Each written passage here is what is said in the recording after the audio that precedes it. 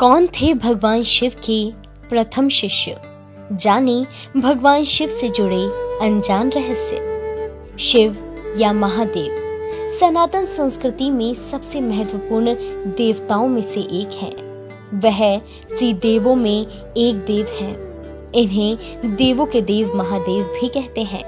इन्हें भोलेनाथ, शंकर, महेश, रुद्र, नीलकंठ, गंगाधर आदि कई नामों से भी जाना जाता है। तंत्र साधना में इन्हें भैरव के नाम से भी जाना जाता है। वेद में इनका नाम रुद्र है। शंकर जी को संहार का देवता कहा जाता है। शंकर जी सौम्य आकृति एवं रौद्र रूप दोनों के लिए विख्यात हैं। सृष्टि की उत्पत्ति, स्थिति एवं संहार के अधिपति शिव है। शिव का अर्थ यद्यपि कल्याणकारी माना गया है, लेकिन वे हमेशा लय एवं प्रलय दोनों को अपने अधीन किए हुए हैं। रावण, शनि, कश्यप ऋषि आदि इनके भक्त हुए हैं। शिव सभी को समान दृष्टि से देखते हैं, इसलिए उन्हें महादेव कहा जाता है। पुराणों के अनुसार भोलेनाथ स्वयं भू हैं, लेकिन भोलेनाथ से जुड़ी कई रहस्यमय कथाएं प्रचलित हैं। आइए आपको भगवान शिव से जुड़े कुछ ऐसे रहस्यों के बारे में बताते हैं। भगवान शिव की उत्पत्ति। भगवान शिव स्वयंभू हैं, लेकिन पुराणों में उनकी उत्पत्ति का विवरण मिलता है।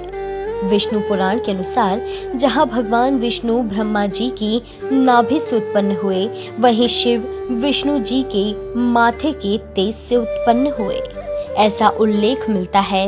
विष्णु पुराण के अनुसार माथे के तेज से उत्पन्न होने के कारण शिव शंभु हमेशा योग मुद्रा में रहते हैं। भगवान शिव से हुई असुरों की उत्पत्ति। पुराणों के अनुसार जालंधर नामक राक्षस की उत्पत्ति भगवान शंकर के तेज से हुई थी, इसलिए जालंधर को भगवान शिव का एक अंश माना जाता है। अन्य मान्यता के अनुसार भूमा नामक असुर की उत्पत्ति भगवान भोलेनाथ के पसीने की बूंद से हुई थी।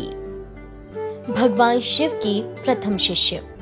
पुराणों के अनुसार भगवान शिव के प्रारंभिक शिष्य सप्तऋषि माने जाते हैं।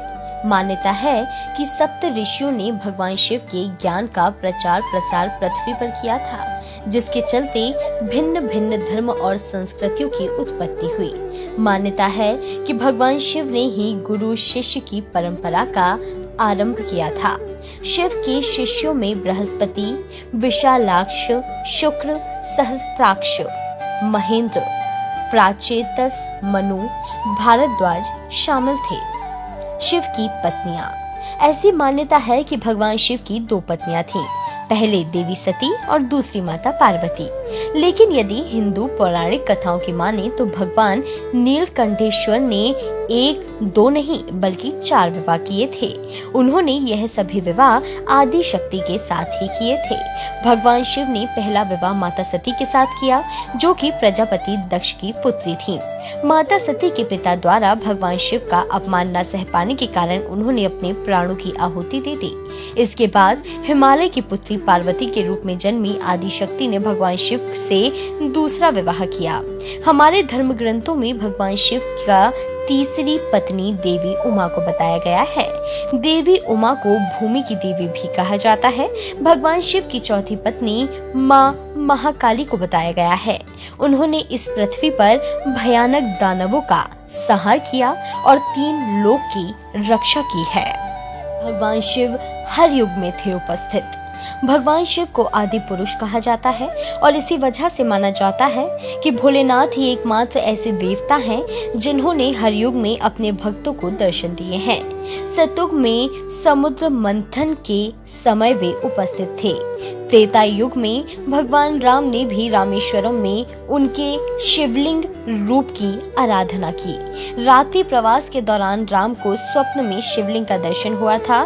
द्वापर युग में भी भगवान शिव स्वयं कृष्ण के बाल रूप में दर्शन करने गोकुल पहुंचे थे और कलयुग में राजा विक्रमादित्य की तपस्या से प्रसन्न होकर भगवान शंकर ने उन्हें दर्शन दिए थे, ऐसा उल्लेख मिलता है।